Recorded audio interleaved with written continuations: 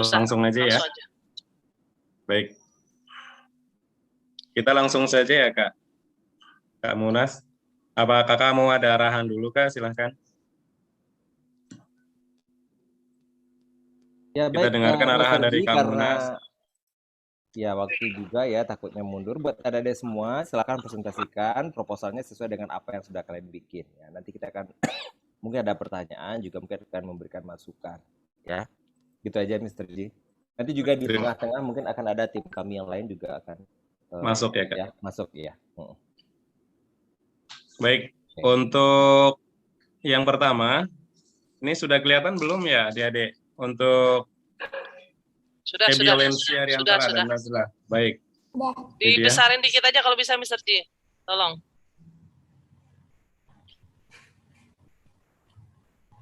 Ini cukup? Ya. Cukup ya? Bawahnya bisa kelihatan. Bawahnya aja. Pas banget. Oke. Ketutupan sama ini. Foto kita paling ke atasin fotonya. Udah. Ketutupan ya. Oke, udah. Segini ya.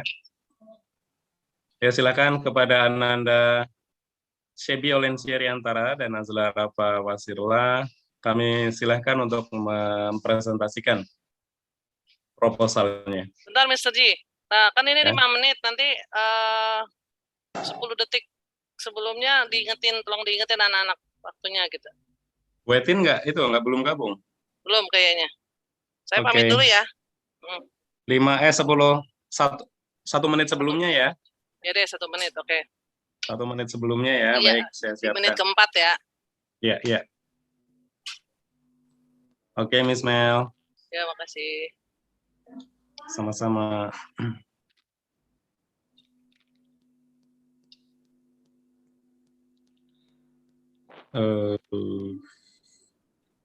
Shebi Olensiariantara, dipersilahkan.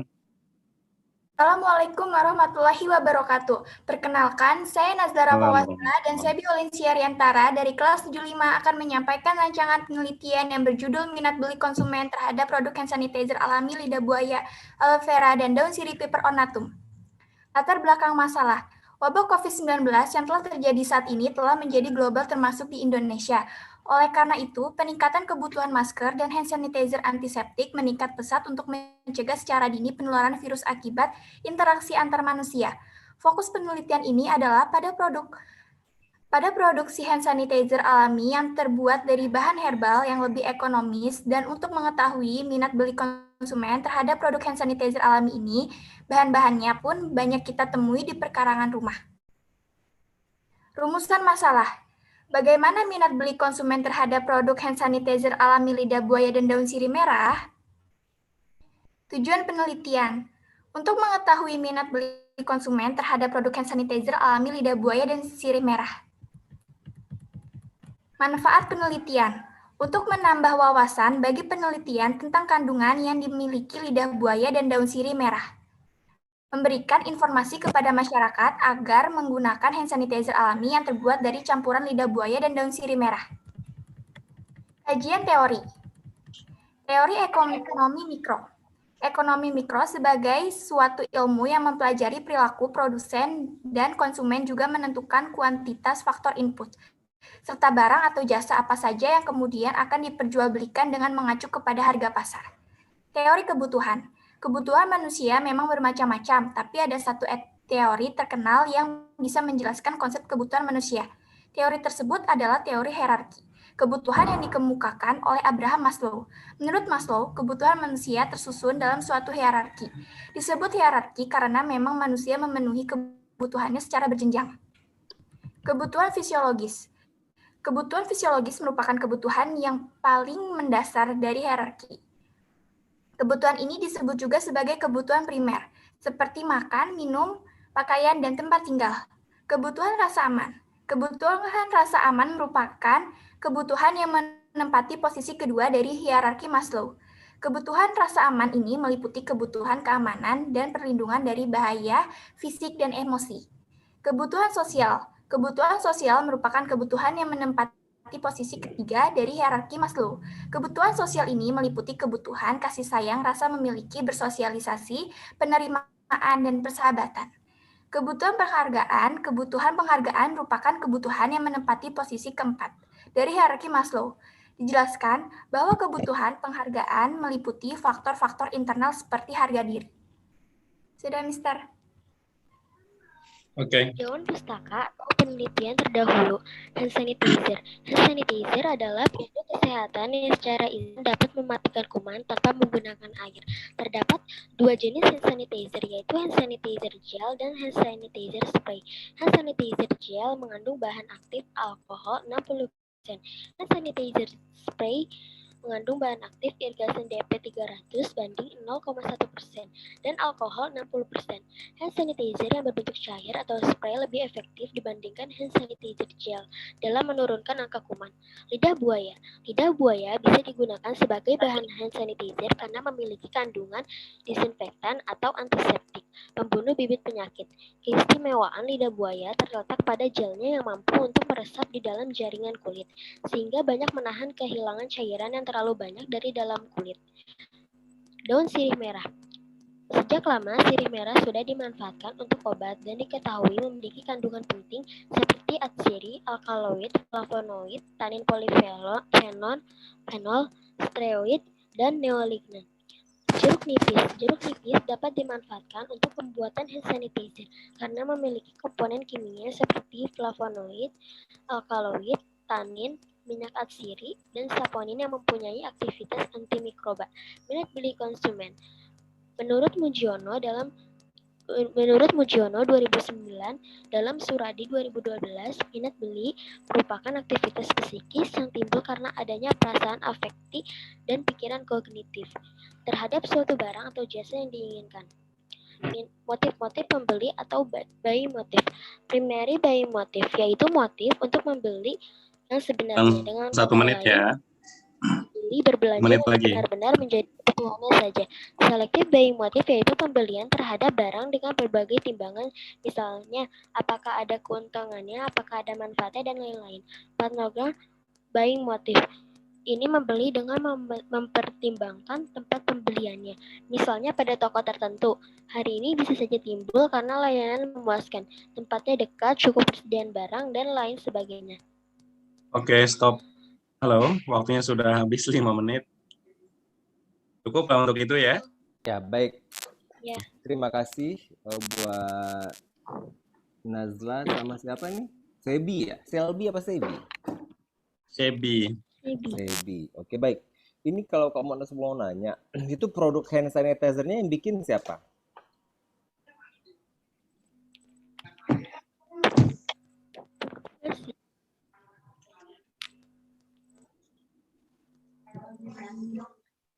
Halo? Yang bikin produk sanitizer-nya siapa? Sih. Berdua. Hah?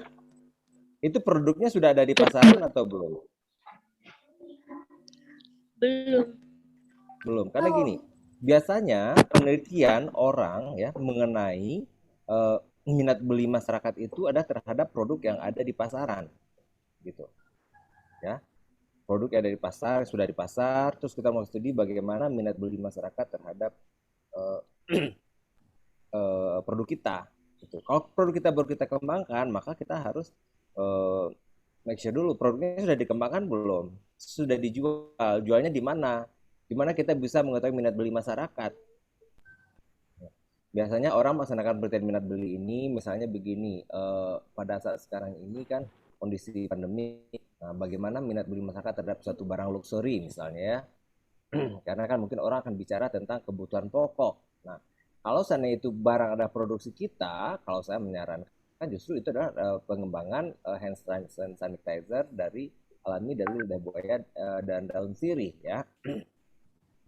Akan tetapi dari tahun kemarin itu sudah cukup banyak yang melaksanakan penelitian ini ya, pembuatan sanitizer dan dari alami. Nah, kecuali kalau misalnya ini adalah produk yang sudah lama, sudah kalian bikin tahun kemarin, lalu kalian sudah coba pasarkan, terus kalian coba mempelajari minat beli masyarakat. Nah, itu boleh ya. Itu yang pertama, poin pertama. nanti bisa dipertimbangkan dengan guru pembimbingnya.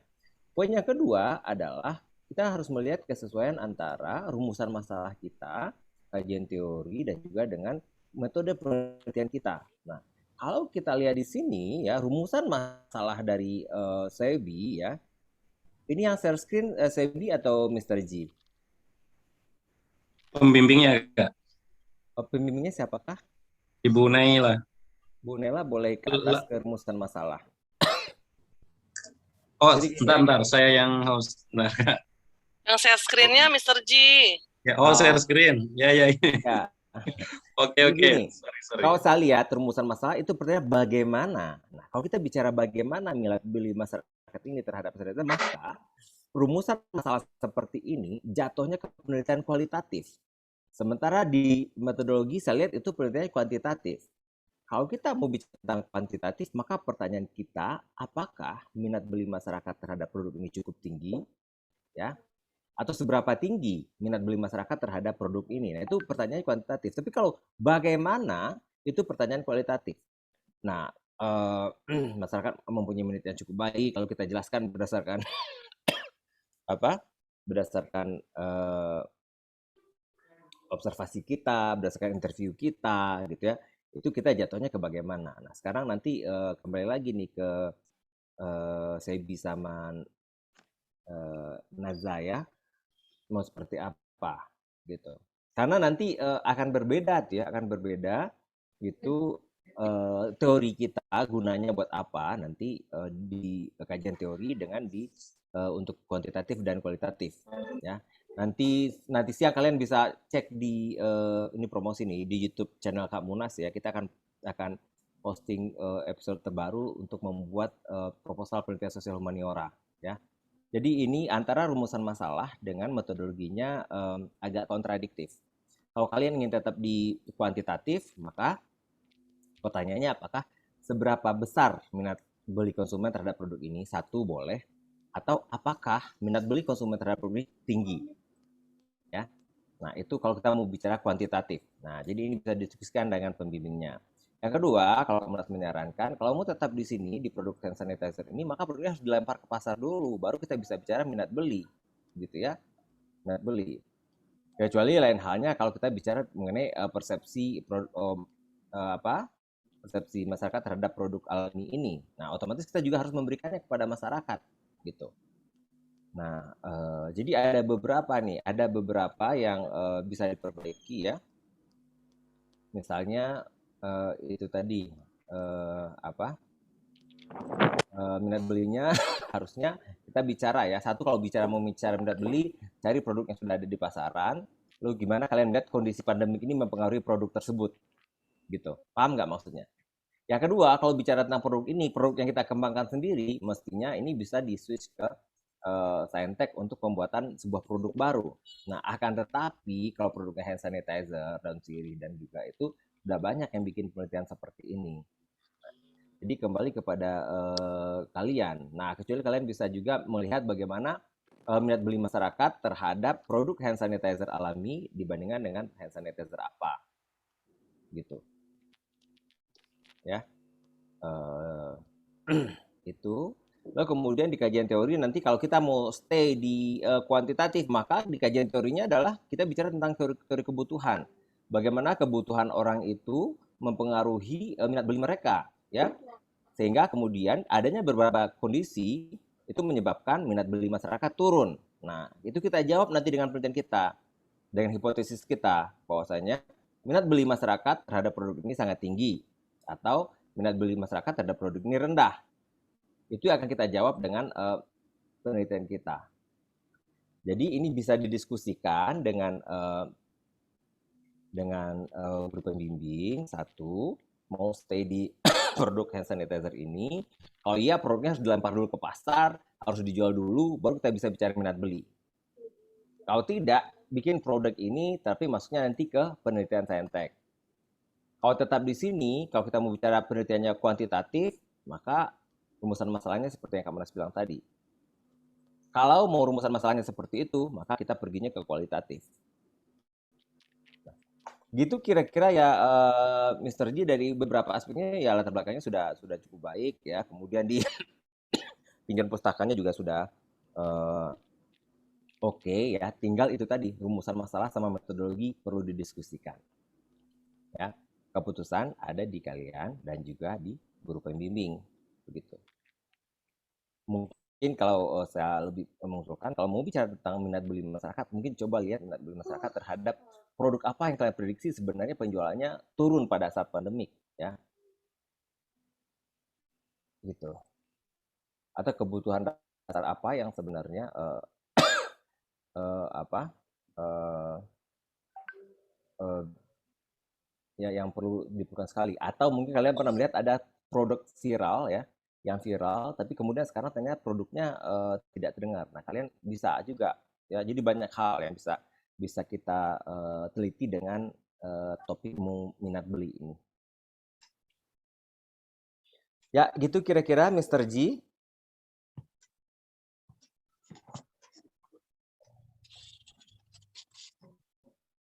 Halo Mr. G. Masih Siap. Ya, terima kasih Kak Munas. Ya, jadi itu ya. Jadi Ya. itu pertimbangannya ya. Kalau tetap minat beli produk ini, maka produknya harus dilempar ke pasar dulu, baru kita bisa bicara minat beli. Satu. Kalau enggak, berarti bikin produk ini masuknya ke bidang saintek. Akan tetapi penelitian seperti itu sudah sangat banyak dimasukkan tahun-tahun lalu. Nah, itu challenge-nya. Yang kedua, rumusan masalah dengan metodologi agak sedikit kontradiktif. Ya, rumusan masalahnya bagaimana, sedangkan metodologinya justru kualitatif. Bagaimana kuantitatif? Bagaimana itu dijawab dengan metodologi kualitatif? Kalau mau kuantitatif, seberapa besar minat beli masyarakat atau apakah minat beli masyarakat tinggi terhadap produk ini? Gitu. Ya. Nah. Baik, terima kasih Kak Munas. Sebi dan Nazla yang tadi jangan lupa dicatat ya, Sebi dan Nazla. Perbaikan yang disampaikan oleh Kak Munas untuk memperbaiki riset kita nantinya. Kita langsung ke tim yang kedua ya, Kak? Ya, langsung ke tim yang kedua. Mr. G, usul ya Mr. G. Ya, Miss Mel. Untuk dicek juga apakah pembimbingnya ada. Bu Etin juga sudah mencatat sih masukan dari Pak Munas, tapi ada baiknya pembimbing juga sudah hadir mendampingi. Terima kasih. Ya, betul, Miss Melda. Kita sangat berharap ada pembimbing di sini ya, karena beberapa kali pengalaman kami yang mendampingi madrasah, ketika kita beri masukan, sayangnya pembimbingnya nggak ada, gitu loh, Mr. G. Nah, nanti kasihan nih siswanya, mungkin ada yang kurang dapat ditangkap dengan baik, gitu ya. Tapi kalau dengan hadirnya pembimbing itu nanti mereka bisa langsung berdiskusi. Gitu. Ya. Alhamdulillah. Mr. G, ya. Mr. G, ya. Kegiatan ini diperbolehkan ada sesi tanya jawab atau tidak ya untuk setiap kali presentasi? Waktunya 10 menit, Bu. Nanti sudah kita hitung kan, Bu Naila? Ini sudah 10 menit belum, Mr. G? Sudah lewat. Nah, udah lewat. Berarti tidak ada tanya jawab. Berarti kita tetap konsisten dengan waktu ya. Iya, jadi paling nanti secara revisi saja berdasarkan masukan, tapi nanti final call-nya tetap kepada adik-adik dan guru pembimbingnya. Ya, terima kasih. Ya. Oke, Naila. Bu Nay, terima kasih Bu Nay. Kita langsung masuk ke tim kedua. Pembimbingnya siapa, Mr. G? Anaknya tolong sebutin. Tim kedua Zalfa ya. Ya. Ini dia Zalfa. Dengan Ratiana. Pembimbingnya Ibu Susi sudah hadir belum?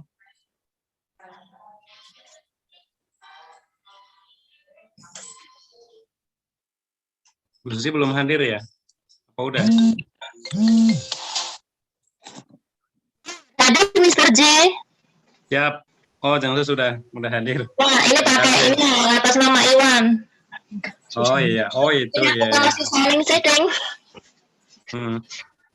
Oke, kita mulai ya. Untuk Zalfa sudah siap? Zalfa dan Ratriana? Sudah, Mr. Alhamdulillah. Zalfa mana suaranya? Saya. Oke, siap Zalfa. Kita mulai kita hitung dari mulai Zalfa mulai presentasinya, silahkan. Bismillahirrahmanirrahim. Assalamualaikum warahmatullahi wabarakatuh. Waalaikumsalam Kepada warahmatullahi yang wabarakatuh. terhormat, Kepala MTSN 7 Jakarta Bapak Lebeng MED, yang kami hormati pembimbing penelitian kami Ibu Susianisi SPD MPSI, yang kami hormati Bapak Munas Priyanto Ramli PhD, yang kami hormati Bapak Ibu Guru MTSN 7 Jakarta, dan yang kami sayangi teman-teman seperjuangan Meres 2021. Perkenalkan, nama saya Zalfareta Jagadita Aswansa. Dan saya Ratriana Putri Ambarwati. We as researchers will talk about our research entitled Pendekatan Islamic Art Therapy sebagai solusi kondisi academic burnout di masa pandemi. What is academic burnout? What is Islamic Art Therapy? Mari kita langsung ke bab 1. Kami akan menjelaskan mengapa kami memilih judul ini sebagai penelitian kami.